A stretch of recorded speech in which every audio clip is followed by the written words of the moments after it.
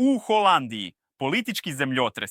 Centristički lider Rob Jetten proglasio je pobjedu na jednim od najneizvesnijih izbora u istoriji zemlje nakon što je analiza glasova pokazala da populista Geert Wilders više ne može da ga sustigne.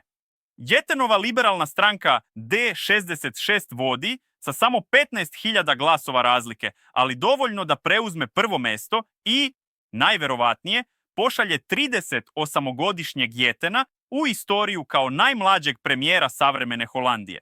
Pokazali smo Europi da se populizam može pobediti pozitivnom kampanjom, rekao je Jetten, koji je pred izbore vodio sloganom "Da, možemo". Wilders je odbio da prizna poraz i optužio medije za pristrasnost, nazivajući agenciju ANP 66.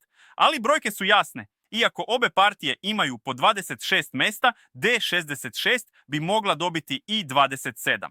Sada Jettena čeka težak zadatak, formiranje koalicije sa najmanje 3 druge stranke. U igri su konzervativni VVD, Savez laburista i zelenih te hrišćanski demokrati. Ipak, analitičari upozoravaju da bi pregovori mogli potrajati mesecima.